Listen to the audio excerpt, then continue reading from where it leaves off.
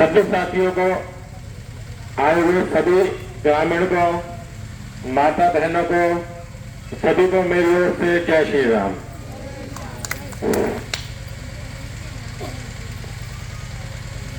साथियों, जनशक्ति दल का अर्थ सही शब्दों में आप सब लोग हैं। जन माने जनता। जो संगठन जनता का ख्याल रखता है, जनता की शक्ति से आगे बढ़ता है, उसे जनशक्ति दल कहते हैं। मैं जनशक्ति दल का वर्तमान में राष्ट्रीय अध्यक्ष, मेरा नाम अशोक सैनी। यहां आए हुए सभी व्यक्तियों को, सभी माता बहनों को हाथ जोड़कर नमन करता हूं, सभी का आभार व्यक्त करता हूं कि आपने कुछ समय जनशक्ति दल के लिए निकाला। आप सबका बहुत बहुत धन्यवाद। आप सबको एक बार फिर शुक्रिया, धन्यवाद। मेरा किसी भी दल के किसी भी नेता से कोई द्वेष नहीं है। ना मैंने योगी को हराने के पार्टी बनाई, ना मोदी को, ना मुलायम सिंह को, ना मायावती को या किसी अन्य नेता को। मैंने जनशक्ति दल निर्माण इसलिए किया है कि इनकी गलत नीतियों का मैं विरोध कर सकूं। इनकी वो नीतियां जो गरीब मजदूर किसान को बर्बाद कर रही है, जो गरीब लोग को और गरीब बना रही है। आप सबको ध्यान होगा 2014 में नारा दिया था, बात हो तो महंगाई की बार, आपकी बार मोदी सरकार। मतलब कि अब महंगाई कम होगी। मतलब अगर मोदी सरकार को चुना गया तो महंगाई कम होगी। आप बताएं महंगाई कितनी कम हुई? एक चीज का नाम बता दो जो मोदी काल में सस्ती हुई हो। है आपके पास कोई नाम? अरे पार्ले जी का बिस्कुट जो 5 रुपए में आया करता था, वो 2 रुपए का हो गया और 2 रुपए के बाद उस बिस्कुट को बंद कर दिया गया। किसानों को काम आने वाली खादें 5-5 किलो कम हो गई और रेट कितने महंगे हो गए, सब आप लोग अच्छी तरह से जानते हैं।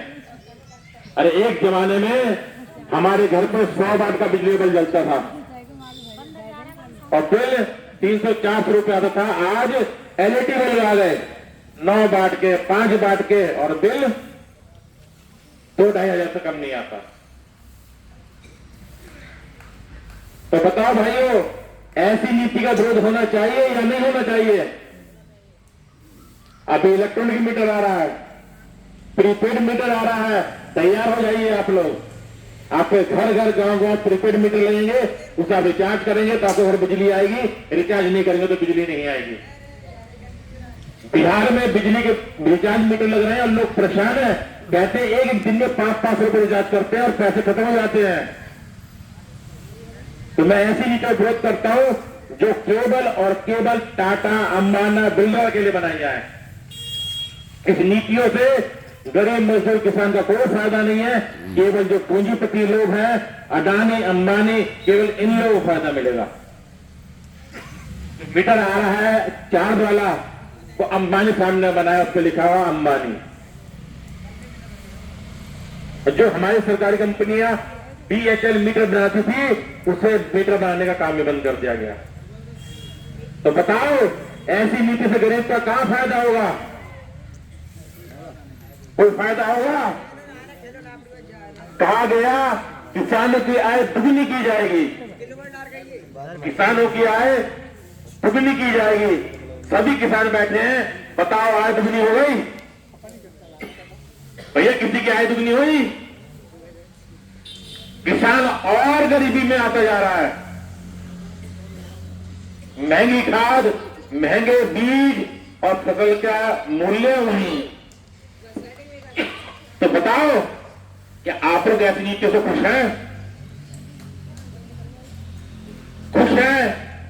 स्कूल की पढ़ाई महंगी, कपड़ा महंगा, बिजली महंगी, बल्ब महंगे, सामान महंगे, दाल महंगी, आटा महंगा। तो हमें ये बताओ, ये सरकार हमारा क्या भला कर रही है? भैया सरकार का काम है रोटी, कपड़ा और मकान सस्ता दिलाना, जो गरीब से गरीब व्यक्ति की भी पहुंच में हो। आज आटा 36 रुपए किलो अच्छा वाला, आशीर्वाद का कट्टा 10 किलो का 360 रुपए का आता है। कभी वो आटा 8 रुपए से 12 रुपए किलो बिका करता था। अच्छी तरह से ध्यान है मुझे, जिंदगी के अंदर हम सब के लिए पेट भरने के लिए एक आटा है, सभी गरीब को चाहिए, सभी अमीर को चाहिए। एक और नारा दिया गया कि स्विट्जरलैंड से काला धन लाया जाएगा और सबके खाते में 15-15 लाख रुपए जमा किए जाएंगे। आए भैया, भैया किसी खाते में आए? चंदन खाते खोले गए, चंदन खाते खोलकर सभी को बैंक की लाइन में लगा दिया गया। लंबी लंबी लाइनें लगी कि इसके अंदर पैसे आएंगे। आए भैया, किसी के में आ गए हो तो मैं तो सबसे ये कहता हूं, भैया मेरे 15 लाख रुपए मोदी को उधार है नहीं है?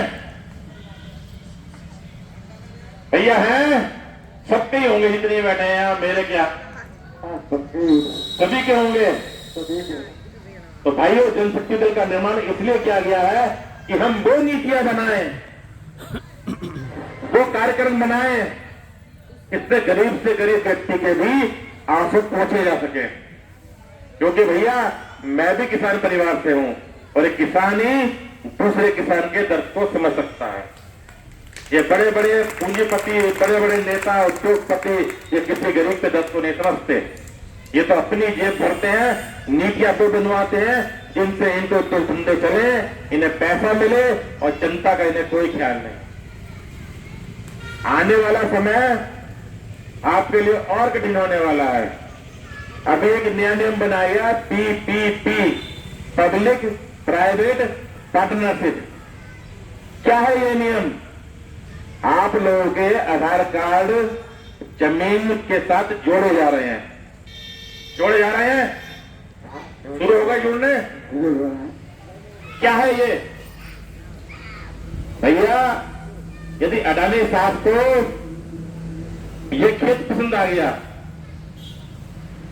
तो वो आपसे कुछ नहीं कहेगा, वो सीधे सरकार को लिखेगा कि फना शहर में, फना गांव में ये खेत मुझे चाहिए। जो भी सरकारी रेट होंगे वो आपके खाते में डाल दिए जाएंगे बैंक के, और आपको नोटिस पहुंच जाएगा ये खेत खाली करे, अडानी को दे दिया गया।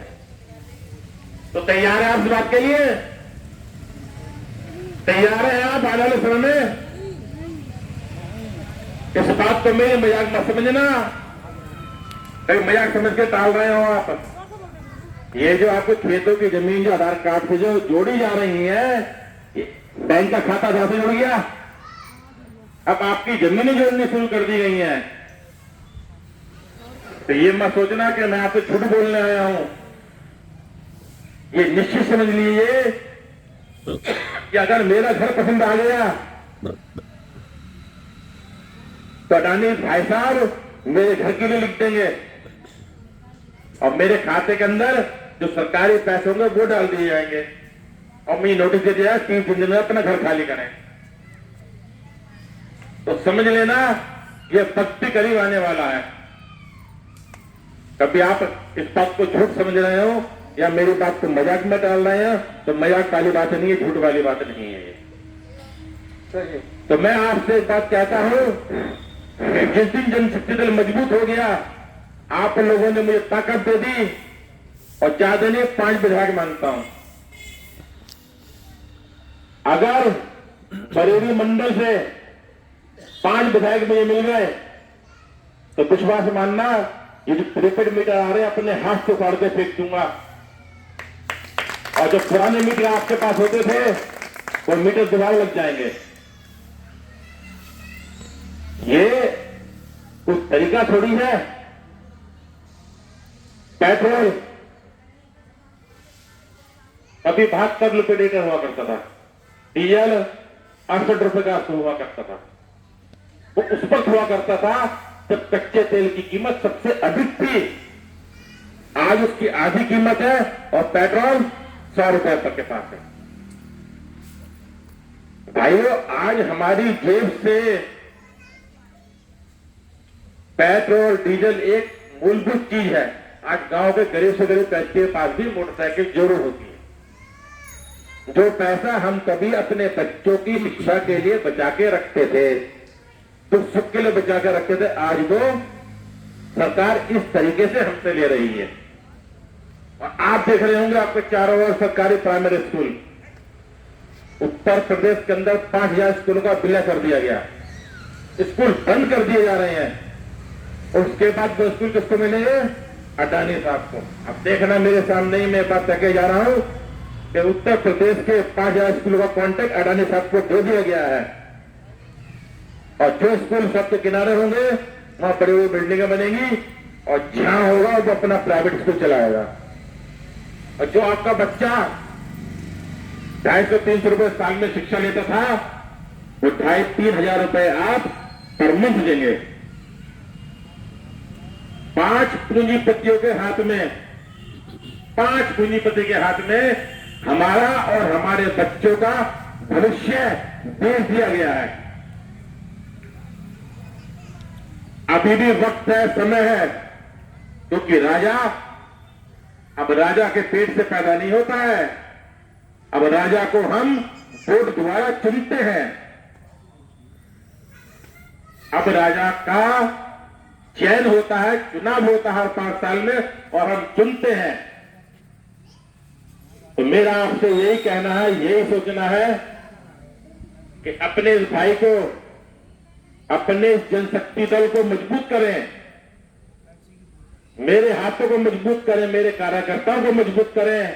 मैं आपसे ये वादा करता हूं, अगर हालात ये हुए कि जनशक्ति दल के बिना उत्तर प्रदेश की सरकार नहीं बन सकती, तो मैं आपसे वादा करता हूं कि आपके बच्चों के जो भविष्य से खिलवाड़ किया जा रहा है, ये 5000 स्कूल विलय करे जा रहे हैं, ये उसी दिन रुक जाएंगे। एक भी स्कूल अडानी अंबानी के पास नहीं जाएगा। ये स्कूल जो बनाए गए, ये हमारे टैक्स के पैसे से बनाए गए। हम जो सामान खरीदते हैं, चाहे बीड़ी खरीदते हैं, सिगरेट खरीदते हैं, दाल खरीदते हैं, चावल खरीदते हैं, उस सब में एक टैक्स छुपा हुआ होता है जो हम देते हैं। उस टैक्स के पैसे से स्कूल बनाए गए। उन स्कूलों में अच्छे टीचर रखने के बजाय, उन स्कूलों में अच्छी सुविधाएं देने के बजाय, उन स्कूलों का विकास करने के बजाय उन स्कूलों को बेचा जा रहा है। हम पूरे उत्तर प्रदेश में इसका विरोध कर रहे हैं, क्योंकि अगर बच्चा पढ़ेगा,